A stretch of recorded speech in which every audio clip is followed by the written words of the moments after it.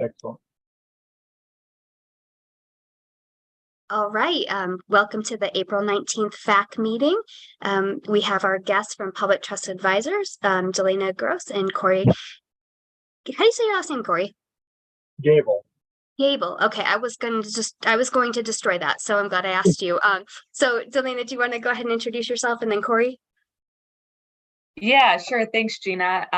My name is Delana Gross. I'm Director of Investment Services for Public Trust Advisors. And Corey and I have been working as a team together on this account for many years. It actually predates my time with the district. Corey's been working on the account for even longer than I have. So, we were so sad to see Susie leave, but then I was ecstatic when I saw that Gina was on board. So I'm excited to continue working with Gina here at the district and working with you guys on your different fund accounts. Yeah, absolutely. Thanks, Delana. My name's Corey Gable. My background is 25 years of institutional assistance. I serve public trust advisors in two fashions, really working in our local government investment pool, product sale, our Power Trust, Plus, and then also working in our separately managed account product sale. So I'm directly responsible for the day-to-day Adams 12 with different investment accounts that we manage. So with that being said, go ahead, Gina. Do you want me to present your presentation, or do you want to present it? That would be great. Sorry, I don't. How does my Zoom? Okay, Corey, I'm having a little bit of a hard time hearing you. Is anyone else? Okay. Yes. Yes, I agree. I can maybe switch the phone audio. Sorry about that. 1 second. Let me get this.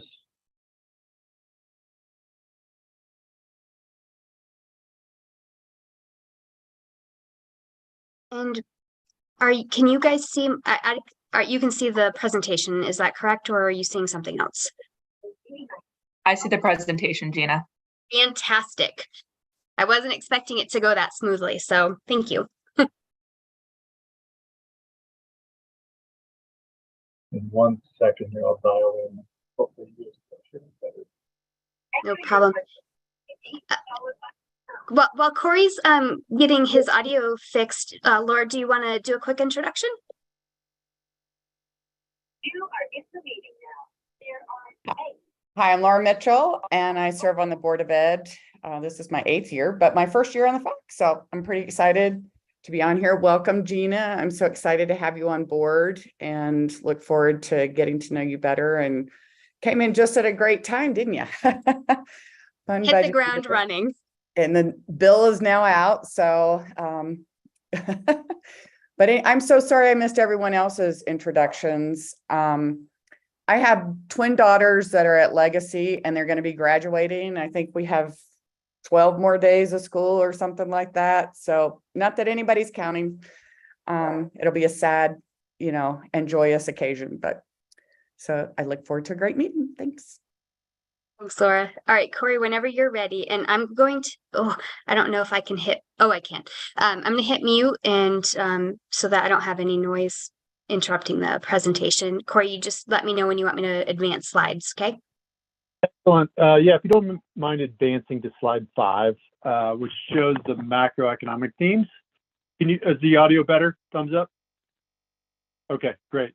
So the major economic themes are listed here with inflation moderating, the Fed recalibrating, and then also kind of the instability and market volatility we've seen based on some of the bank failures and other market news. But I think the major macro story continues to be this elevated inflation that we're feeling, and the Federal Reserve's ultimate response to it by raising interest rates. Recently, we received the March CPI numbers, and headline CPI came in at 5%, well above the Fed's target of 2.5% on a long-term basis. But significant improvements considering we peaked at 9% last June. So not even a year ago, we're at 9%, and we've already, halved the high point of inflation, which I think is good. It's certainly we have more work to do, no doubt. 5% is still way above where we want to see it, or the Fed would ultimately like to see it. Core CPI came in at about actually higher than headline, which happens sometimes. Core CPI strips out the food and energy impact. That came in at 5.6%. So energy actually came down more than expected because we saw a peak, and this is, going back to statistics, if the base number, so last March, we had the Russian-Ukraine issues drive oil really high. And so oil is lower than that, so that actually caused inflation to move lower in the headline number.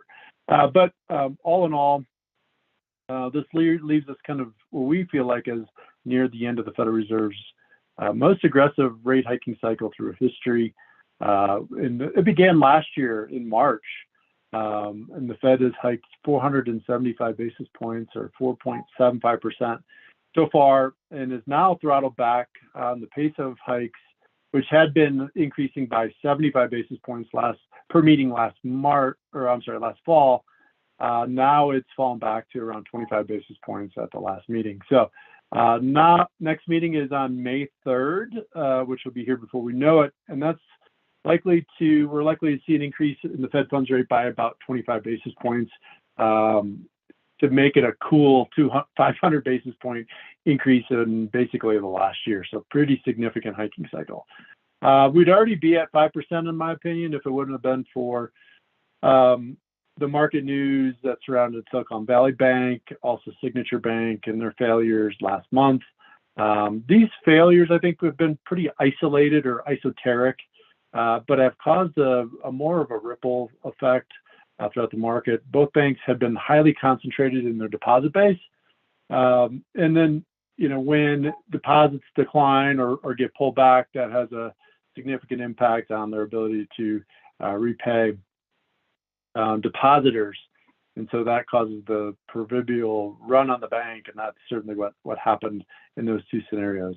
Also, they had some pretty poor risk management in their securities portfolio, trying to maximize returns. And so those aren't typical banks, frankly. They're definitely banks by all nature and intent, but not the traditional banks that we think of or we traditionally have assets in. Markets have been volatile as it starts to discount the impact of the market on what it means for rates. Rates on the front end of the yield curve, so the 2-year Treasury, actually has gone down 75 basis points since the beginning of March. So we've seen, kind of maybe the end of the growth cycle coming maybe a little quicker than what was expected. So moving ahead slightly on page 6 shows this is the Fed's forecast for economic growth. And it's been lowered. For 2023, it's now we're expecting that we see positive growth of 0.4%. It was 0.6%, but frankly, I've never seen them show negative growth on their projections. Actual sometimes, as experienced in 2020, it will be negative, but they really don't project negative growth. But it is moving lower. Most economists are projecting that we see a slow to moderate recession beginning in the fourth quarter of this year, based on because some of the esoteric events that happened in the banking segment.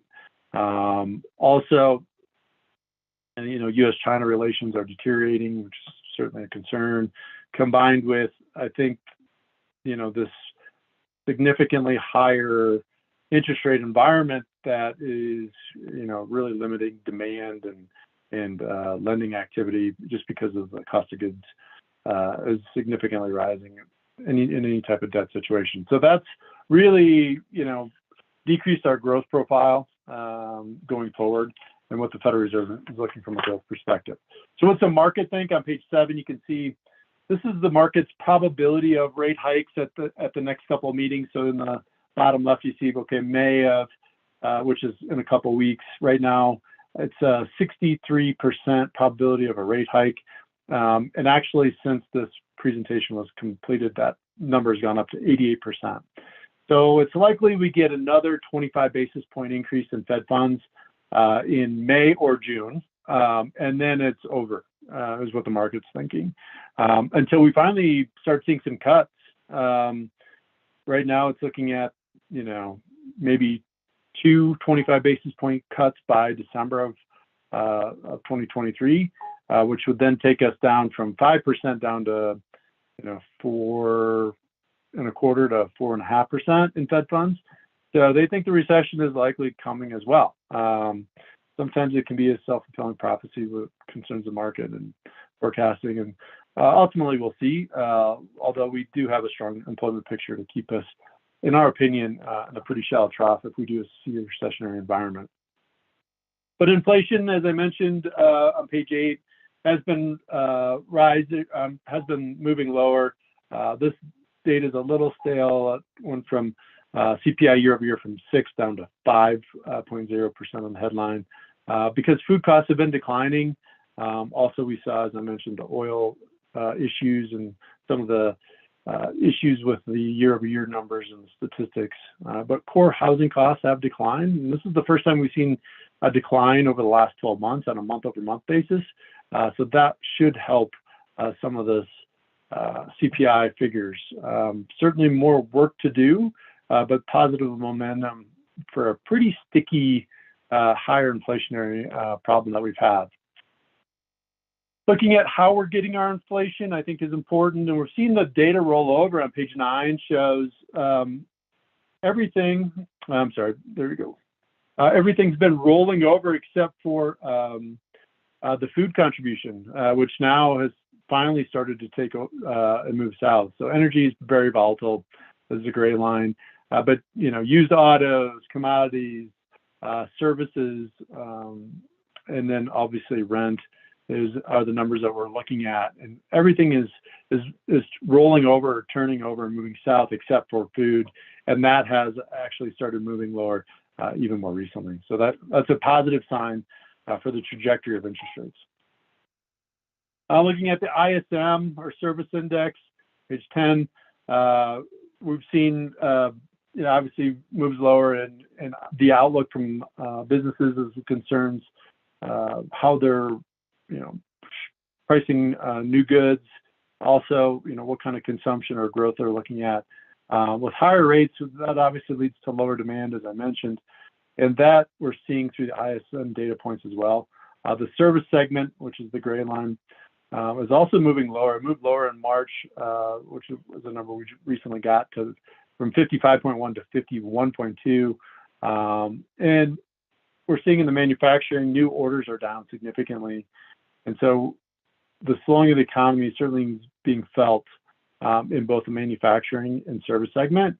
And we're already seeing kind of that pullback in expectations from both of those entities, I think, which is important and part of how we get inflation lower. Unemployment is probably the biggest bright spot in our economy currently. The roller coaster ride for the unemployment rate seems to be finally over. As we set a new low in the unemployment rate earlier this year at 3.4%. We're currently right there, about 3.6%. But it's hard to believe 3 years ago we were at 14.7% unemployment as the pandemic was, just being initiated. But the labor force participation rate at 62.5%. If we adjust that based on the socioeconomic factors with higher retirees, that means we're still well above full employment. So I think it's a positive employment environment. And then one of the things that keeps a recessionary kind of trough pretty shallow in our opinion. Looking at job openings on page 12, job openings have retreated more recently to 9.9 million from the 10.5 million when this presentation was done last week. So we have seen job openings decline, but there's still about 2 job openings for everyone that's looking, which is fantastic. Labor demand is cooling somewhat, which should help the Fed's concerns. So the Federal Reserve has been concerned with, will employers just start paying higher wages to offset the inflation, which then really kind of negates some of the work they've done in raising rates. It doesn't cool demand. It just ultimately we end up in a higher inflationary environment for economic cycles, which is a problem. But we have not, we're starting to see the number of job openings come down, which I think is good, as it, really kind of helps us avoid that wage price spiral that the Federal Reserve is concerned about. So looking at interest rates, we've seen pretty significant changes in interest rates since the beginning of this year. And a lot of this happened in March. We saw rates rise kind of until the beginning of March, and now they've retreated pretty significantly, right around 50 to 60 basis points across the front end of the yield curve. And that is almost entirely on the back of some of the bank instability that was rolled out in March. So ironically, we have this environment where front-end interest rates, our call trust product set, is yielding more than two-year treasuries, and not by a little, by 75, 80 basis points. And so we've definitely kind of seen this inverted yield curve continue to be in play. And so, really kind of to wrap up and, discuss kind of what our conclusions are. We feel like the Fed officials seem to agree with that, somewhat additional, they're very open-ended right now and market dependent and data dependent on how they're setting their policy. But they think additional policy firming, so additional rate hikes may be appropriate. But they're watching the banking segment or the sector to determine if there's any, looming credit crunch or economic activity, or how that would play a big role on economic activity, hiring, and ultimately inflation. The market obviously sees that the Federal Reserve will have to be cutting rates by the end of this year, based on U.S.-China relations, banking segment, just an overall slower economy. But the job market is very strong and presents a serious challenge, I think, to the Federal Reserve and their ability to combat inflation. The job market is working against the Fed, and that's something that the job market will need to cool before we ultimately see inflation return back towards target of 2.5%. But it's, monetary policy, I think, works in a long and pretty variable lag. And so there's no easy answers, but there's, once again, as there usually is, a disconnect between the market and what the Federal Reserve thinks, and that's going to continue to lead to more volatility in the U.S. interest rate market, and likely in the other market segments of stocks, alternative assets as well. So, any questions on the relatively brief economic and market update before I flip into our review of the portfolios? Hearing none.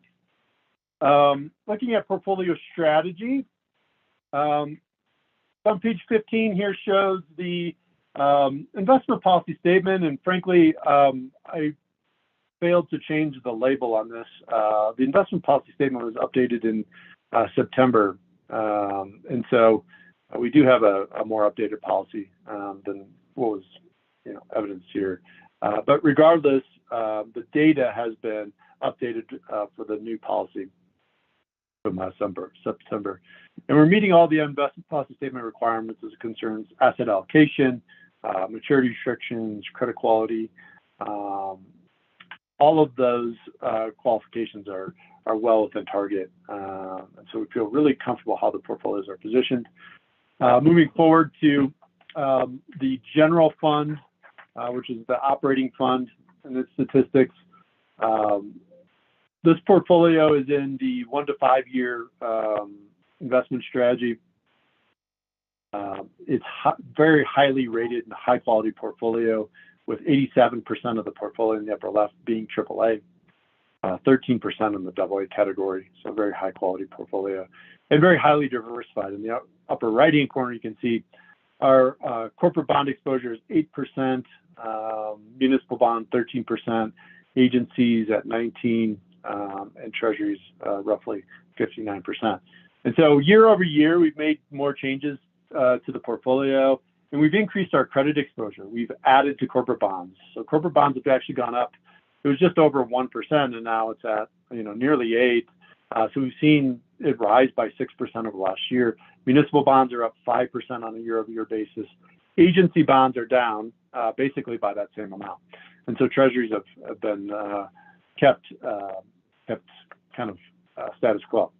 So we've added more credit over the last 12 months as we've seen opportunities as the Fed has been raising interest rates, and we're finally being able to find spread or yield differential over U.S. treasuries. We've been adding to that asset class. Duration-wise, in the middle, you can see very diversified from a duration perspective. I really focused on that 1 to 5 year part of the yield curve. Duration over year has been roughly the same, around 2.5 years. Yield has picked up significantly. Yield has gone from 2.3 up to 4.15%. So income is certainly rising more significantly.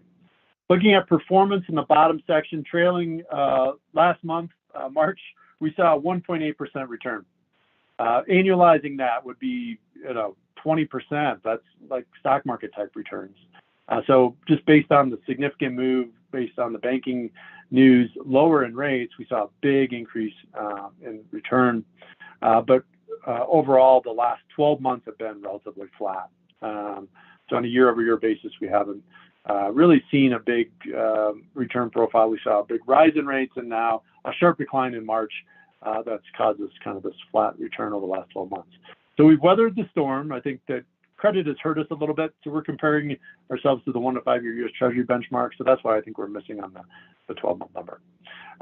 Looking at the bond proceed portfolios, the 2016 has a very small balance of $2,941 as that has been kind of winding down. Similar to the bond redemption portfolio on page 18. Obviously a much bigger portfolio, right around 100 million, but lots of liquidity.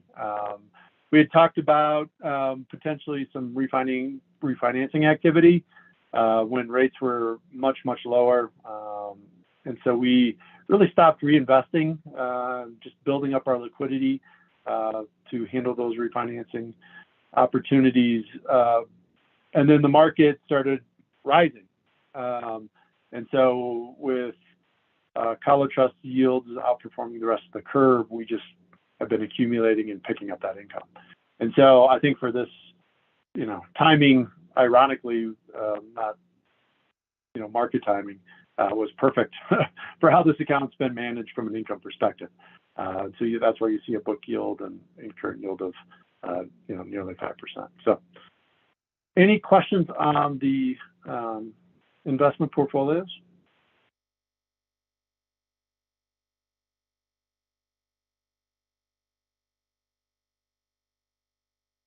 Excellent.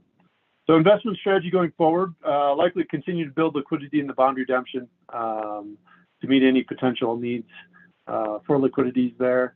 And then within the 1 to 5, our duration target, as we are now topping out from the Fed's perspective, we will likely be continue to be a neutral stance on duration and looking for opportunities in credit now that we're seeing 20 to 60 basis points of spread over U.S. Treasuries. We really feel like agencies, corporates, and municipals could deserve more allocation in this environment. So that will be the strategy for the portfolios over the next couple of quarters.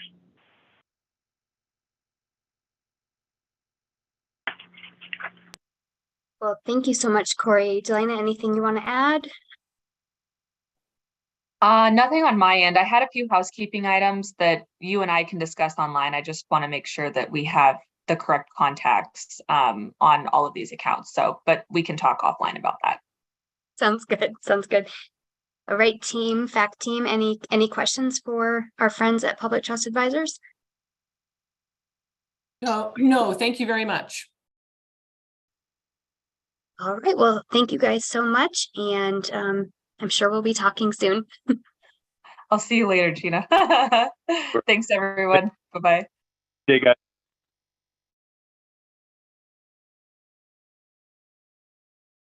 Excuse me. All right. I'm going to go ahead and introduce Tara now. If you have not met Tara, she is the budget manager for Adams 12. She's been with the district. My goodness. How long have you been there, Tara? About 10 years? 11? Oh, can't hear you. I'm not muted. You can't hear me? Yes. Okay. All right, good. So 9.5 years. Oh, okay. I was close, about 10 years. So Tara is going to go ahead and do the presentation on 5C. Tara, do you want me to share my screen for the presentation, or would you like to? I'll go ahead and share. Perfect. And so I'm going to go ahead and mute. I just want to make sure that everybody can see the slide. Yeah, good. Okay. As you may or may not know, that the FAC team is scheduled to present 5C to the Board of Education on May 3rd. I think that we have some maybe housekeeping items to do as to, I think one of our volunteers had a scheduling conflict come up, and so we may need to, at the end of this, talk about a replacement for that volunteer. As you know, back in November of 2018, a mill levy override was placed on the election ballot in order to support our strategic plan, Elevate. Elevate was created by focus groups created by parents, students, staff, and community members. Through that work, 6 core priorities were created to support that mill levy override. Those being the 21st century learners, diverse learning outside the classroom, safe schools, social emotional learning, and world-class staff. The rest of these slides are just going through each of these investment priorities and just seeing where we're at through the third quarter of FY23. 21st century learners, this includes update to technology devices and systems, which is Adams 12 is now one-to-one device for each student. So the majority of these funds goes to repair of those devices. Without these funds, it would be really hard to keep up with anything that breaks, come a replacement, yes, anything, mainly regarding repairs. We have other funding sources to replenish those devices, but this is mainly to repair those devices. Update on learning materials, resources, and textbooks. Both Fobert was with us last month, and he went through the Learning Services 5C spending plan. Some examples of those expenditures are benchmark materials, some apps, technology apps that schools use, newcomer curriculum, some special education curriculum. Yeah, I think that is the bulk of that. Reducing district student fees. We eliminated consumable supply fees to parents in 2018. So to replace those revenue streams, we now have 5C funding going to purchase consumable supplies for classrooms. This priority is roughly about 10% of the total investment plan. And right now we are spending at an 80.94% through March. diverse learning. This was to reduce classroom sizes throughout all grade levels. We added 16 teachers to elementary schools, 22 teachers to middle schools, and 15 teachers to high schools. In FY23, we are spending some fund balance in that priority. So you'll notice that we're at 104%, but it is a planned spend down of fund balance, and it's in this category here. We added academic interventionists at elementary and K-8 schools, so 15 at elementary and 2 at K-8, and then a coordinator for that for those interventionists. And we do allocate a portion of all mill levies to charter schools. And then we also expanded preschool at Cherry Drive, Mountain View, STEM Lab, Thunder Vista, and a couple just added positions to a couple other programs. In total, this is 34.64% of our total investment plan. And again, we are at 104.71% spent through March. However, it is a planned spend down of some one-time funds in fund balance.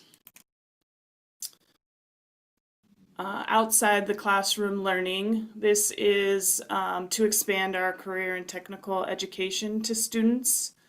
So mostly all of our staff, well, 100% of our staff at Washington Square is paid through FAC funding. We have added a few additional FTE at Bowman as well. This is 8.15% of the total investment plan. And again, 88.21% through March.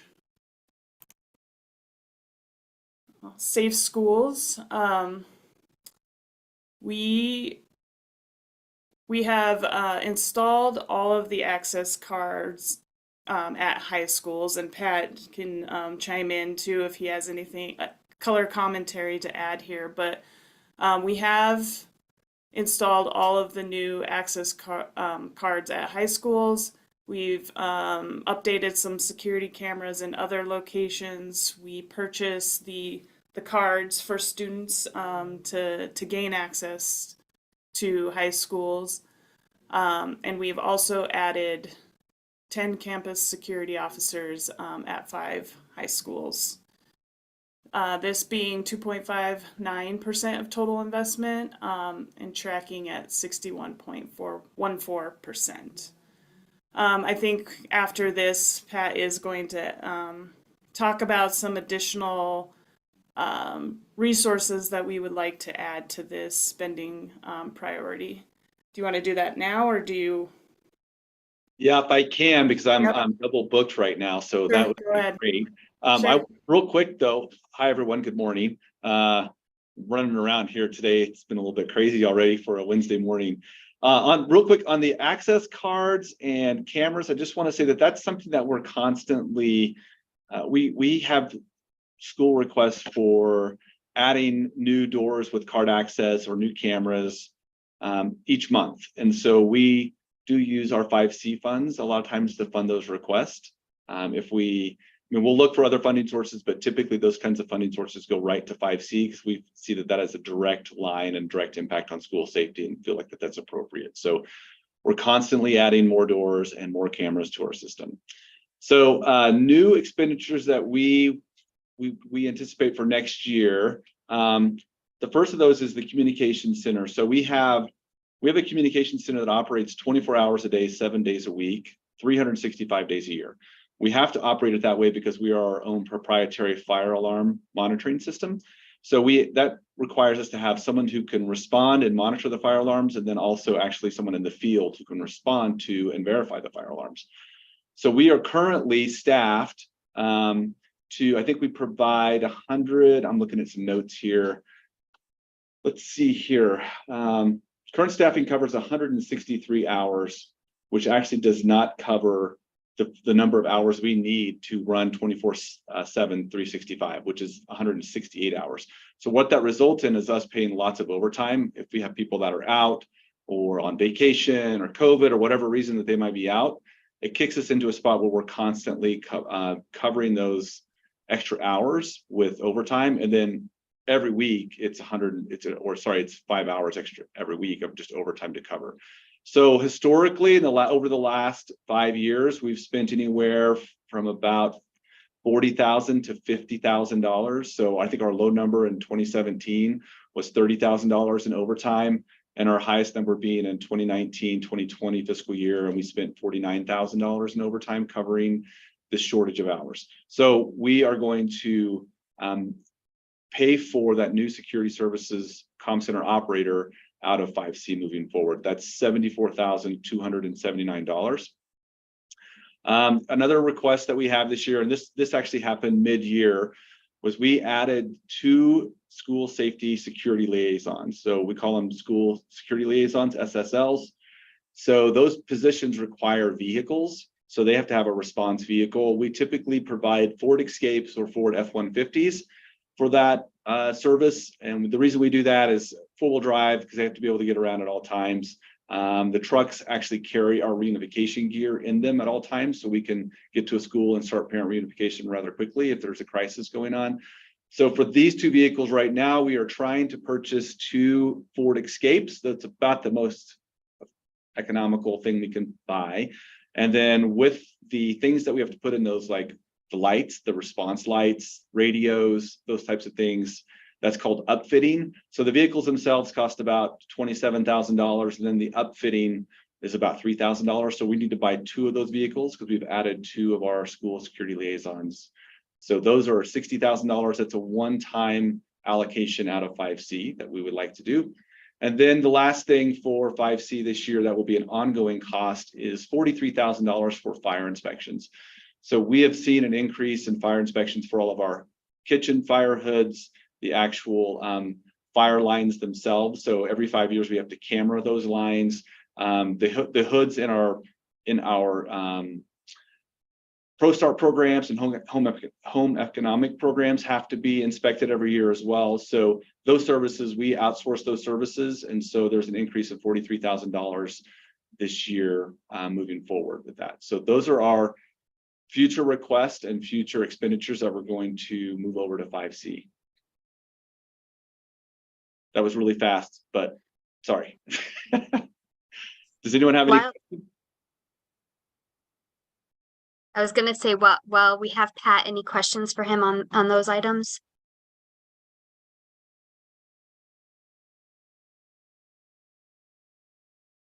And I think Pat is also here just to make sure that this committee thinks that those are appropriate expenditures for this this investment priority. Yeah, these are 5C funds that were specifically identified to increase and improve school security. We feel like all of these things are direct impacts on the safety of the operations of our schools. Thank you. This is a great overview, and thank you for all you do to keep everybody safe in the district. We appreciate it. We are trying every day.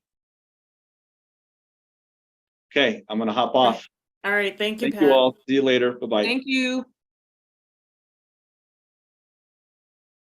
Right, I will continue on. The next priority investment is social emotional learning. This being 14.62% of the total investment plan. This was to add counselors and social workers to all levels. You can see here that we added about 49.25 staff. I know that Bo talked the last time about this priority here, spending at a higher rate than what the investment for this particular bullet is providing. So we are moving some of those counselors down to the developing social and emotional curriculum. Also, we added a member to the district crisis response team. Through March, we are 80.52% spent in this investment priority. World-class staff. This was 29.81% of total investment. This was to increase early career education salary and compensation at that time. So at that time, I think we were raising the base salary, or the first box, first lane, first step, by about 12% at that point in time.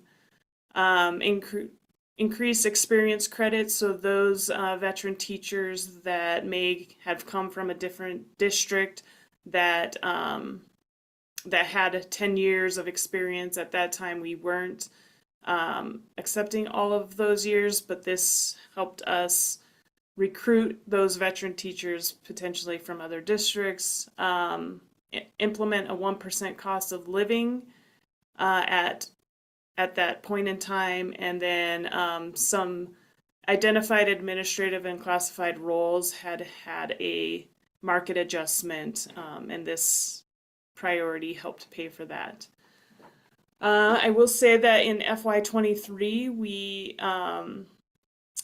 finally implemented the teacher leadership program. So we added about 25 FTE coaches to all throughout the levels, school levels, excuse me, sorry. And through March, we are at about 94.52. There are some fund balance in these categories that is a planned spend down as well.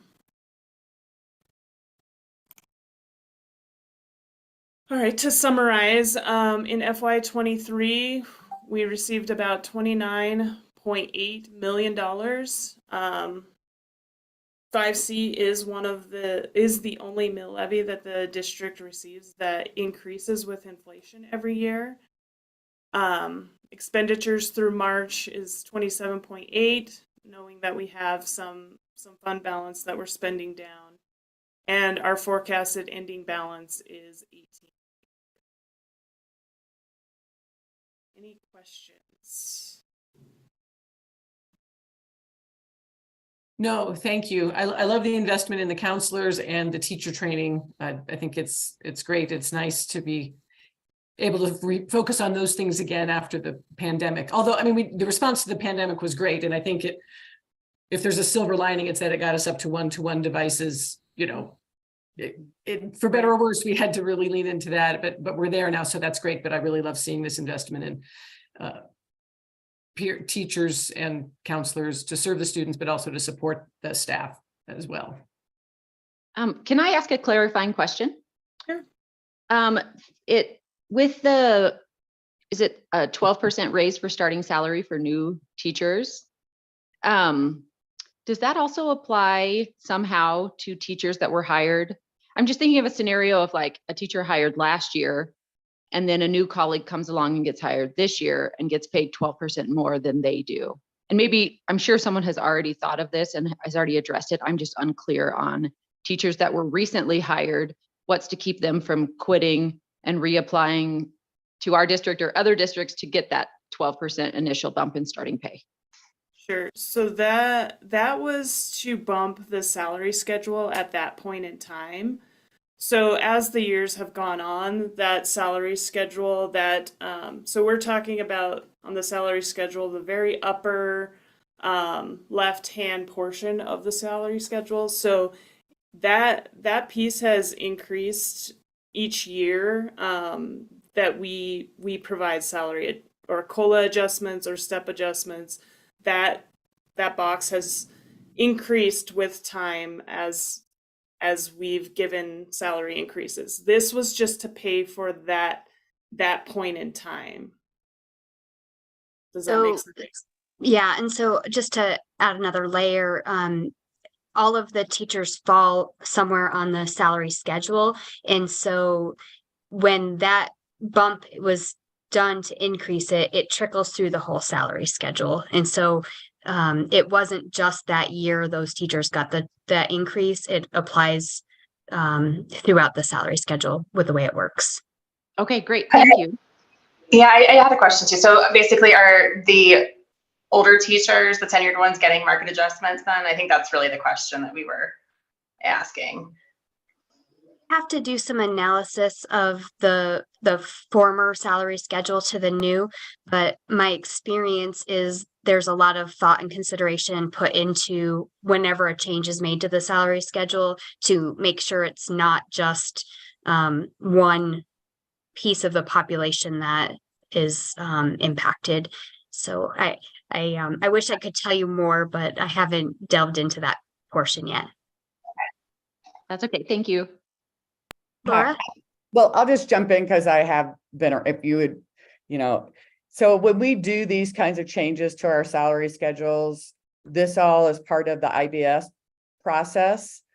And it also is all part of the package that gets voted on each year by our DTEA, our Teachers Association. And so in order for us to make any kind of change, all the members get to vote and say whether they're okay. So there were changes. They did huge amounts of work to reformulate the entire schedule, top to bottom, trying to make sure that no one was harmed. They're actually in work again this year doing another similar type of effort, huge effort, because so many surrounding districts are raising their starting pay. We had just felt like we'd done really good at getting our starting pay up. And then all of a sudden, I think one district near us is going to be at 60K starting. So we have to, again, try to reformulate the schedule. But again, that is all voted on. When we reformulate top to bottom, any level, that all has to be voted on by the members of our teacher association. So, and when this change happened, there was a really strong vote in favor. We've usually had really good favorable response when we've done the changes. So again, stay tuned for this year because it's going to be really hard.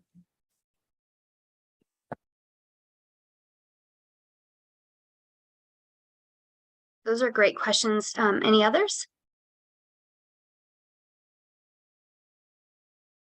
All right. Well, while we have you guys, as Tara mentioned, our volunteer that was planning to present at the May 3rd meeting is unable to do so. And so I'm hoping we have a little smaller group than I anticipated based on the invite.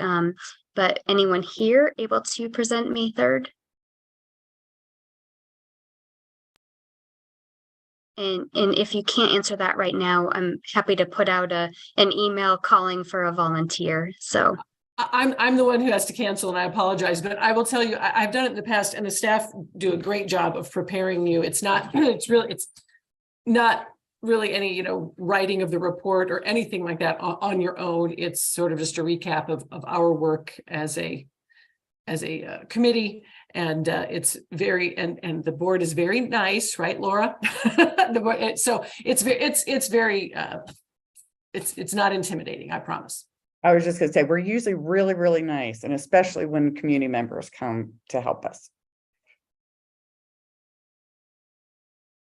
all right. Well, I won't, since there's just a few of you, I won't put anybody on the spot, but please think about it. And I will get an email out in the next few days to get that volunteer. Just full disclosure, I won't be able to be at that board meeting because I have a trip planned that was planned about 6 or 8 months ago that I wasn't able to change. So I'll be out of town for that board meeting. All right. Our next item on the agenda, and sorry, I'm on my laptop. I'm not used to being on one screen, so bear with me as I flounder a little bit with that. Okay. So our next item is a reminder, and or those of you who've participated a while, to work on the monitoring report, and a reminder to finish 5.0. And so a little bit of this is some terminology I haven't quite yet mastered, but when the agenda has work on the monitoring report, is that something we just do a reminder, or do we pull it up and see where we're at? Any help from the committee is greatly appreciated right now. Hi, yeah, so what we did, I don't know, 2 years ago or something, instead of waiting, when I first joined the committee, we would assign these portions of the monitoring report in the spring, and staff would help us get connected to the proper department, people in the proper departments, and we would do interviews, two FAC members with the staff, and everybody sort of wrote their own parts of the report. And through discussion of the committee, we just kind of we came to the conclusion that we'd like to work on it throughout the year rather than wait till the spring and have this heavy lift.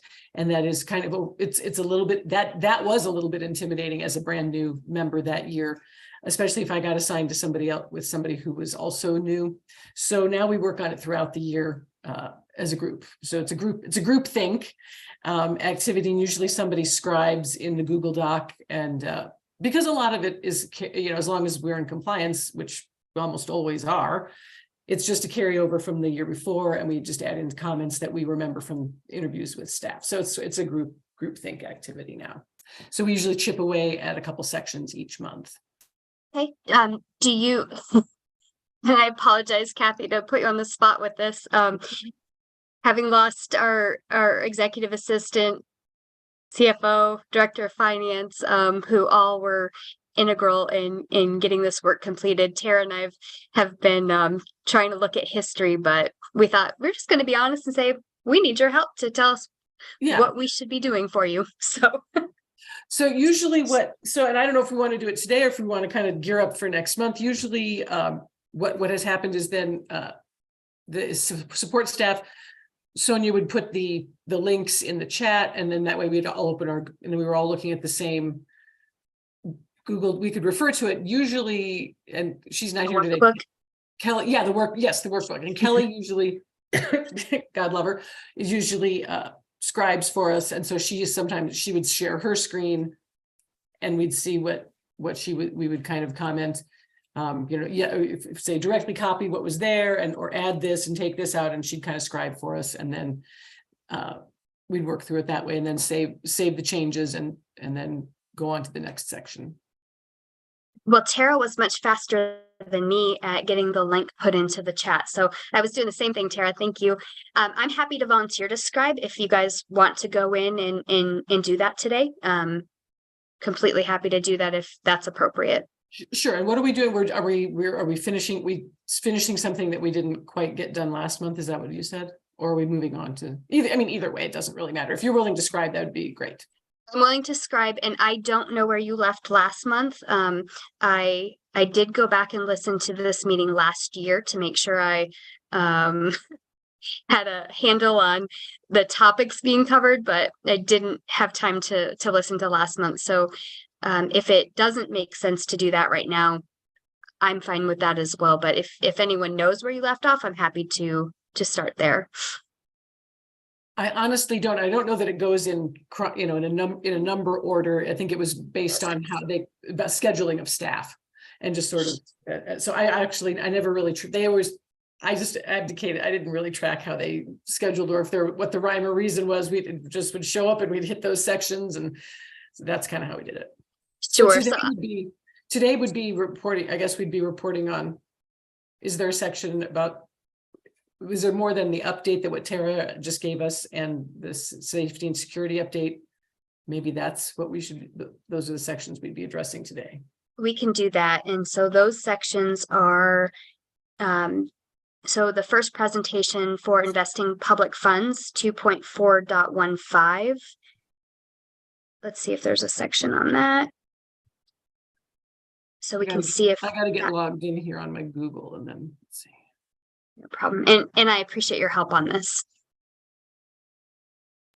Yes, there is a section, and then it looks like we are still in compliance. So I think that the language that was used prior year on row 21 could probably just be copied and pasted and updated with the date for the 19th, if everyone agrees.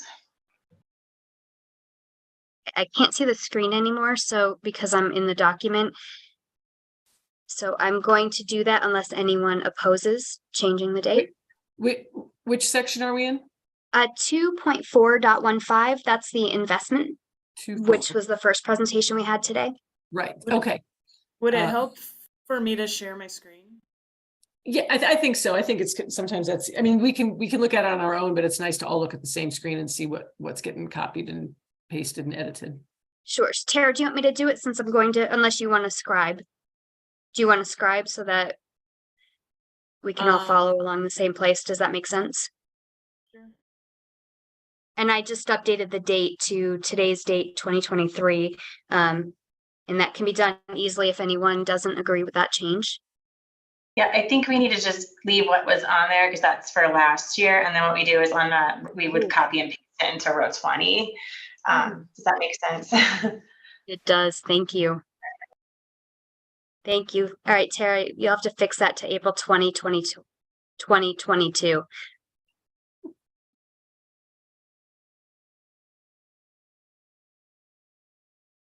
Thank you. Okay, is there anything else that you would look at, or do you all need to put comments in at your names, or is that all you have to do on this one? No, I think what we did. We usually comment sometimes as the interviews are going on. So just so for next time, I guess we should talk about what section we're in and everybody can pull up the doc and then we can just type in. But I think today was pretty straightforward. As far as I'm concerned, I don't have any, I feel okay, you know, saying that we're in compliance and I'm okay with just carrying over from last year as you did in the spot there. So that's fine. Okay, thank you. And I appreciate y'all bearing with us as we figure this piece out. Okay, let's see the next item. So Tara, it doesn't look like 5C has a monitoring report. Do you agree with that?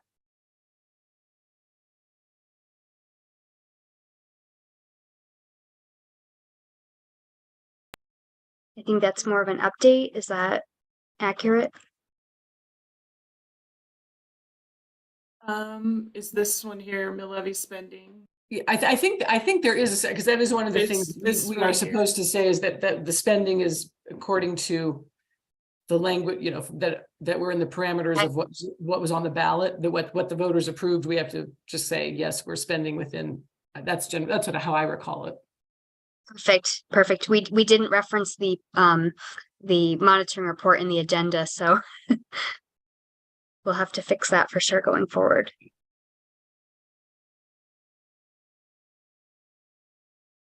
So this Are might we be good to carry over? Which section? What do you know? What number you're in? What number? 2.4. Sorry, go ahead, Gina. It's okay. 2.4.17. 17. Okay. Oh, there we are. Okay.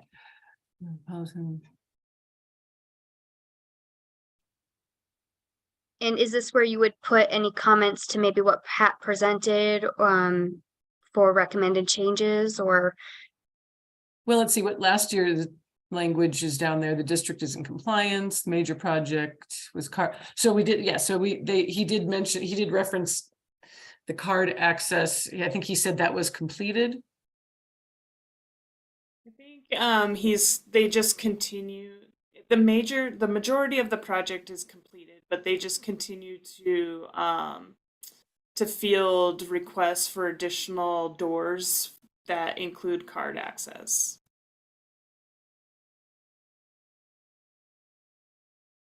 So I'll be honest, so does anybody feel we need to update the language, the major projects, the card access that's still ongoing? Do we want to say that's still ongoing? This required expenditures such as premium labor, is everybody okay with that just as a carryover? Because I feel like those are still relevant topics that they're still. Yes, that's fine with me. Okay.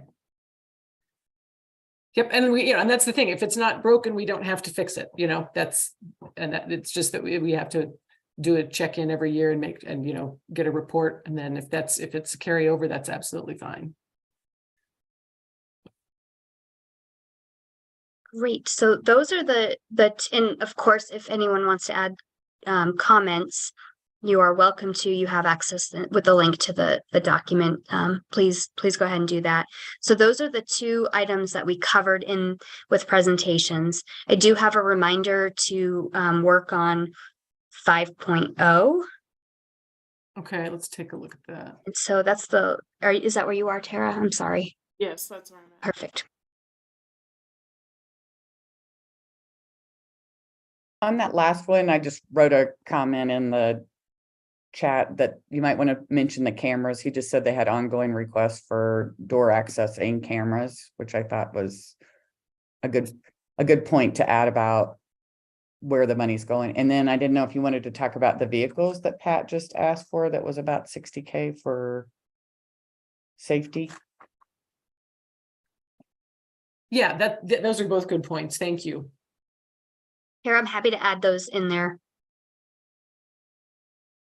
That was interesting. The reunification process is something that's really, our district is becoming sort of a thought leader on, and we've had to execute it, unfortunately, a couple of times, and it's just gone really smoothly. So I think those are good highlights.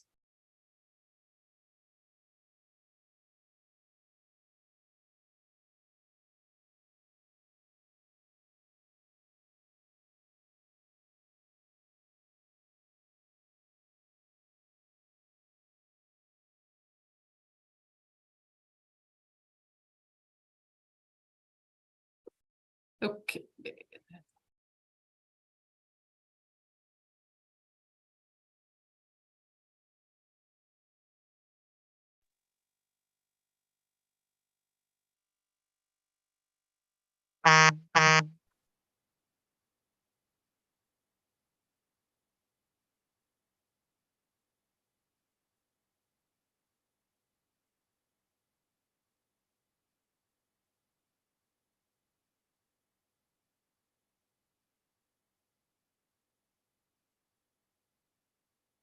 Let's see.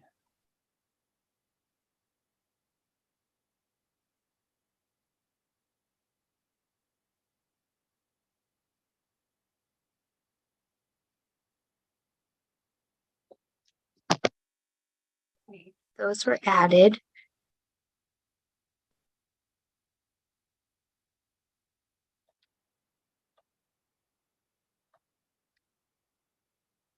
So is 5.0 something that you have ongoing interviews happening for? Well, I think usually, we need the vendor list. That's one of the things. We need the vendor list to do the address check. Okay. And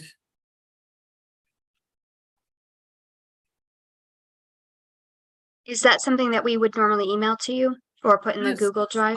Honestly, I can't. Honestly, I'm not. I'm not It's sure. okay. I think sometimes that's gone to. I'm thinking back to the old days where I know it used to go to the certain FAC members who were in charge of that.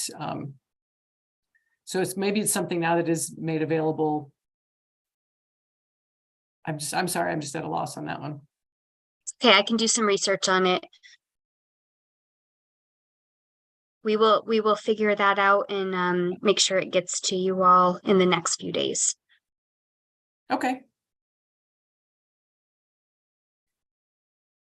And I think is this the section, I think where we actually interview staff or some teachers, or employees, to ask them if they were aware of the 4130 policy, because it's really about making sure they're aware of it, that these conflicts cannot occur. Mm-hmm. And so when I watched last year's meeting, it looked like an employee list was pulled, and then a randomization was done to get those staff listed. Are you all comfortable if we do that at the May meeting? Yes, that should be fine. Yeah, you're exactly right. It's a randomized selection of staff, and then we do it and then check in with them. And I can't remember if some of that's done via email or whether that's if they actually join the meeting. So we'll put that on the list as well, and we'll make sure that's on the agenda for the May meeting to give you that list.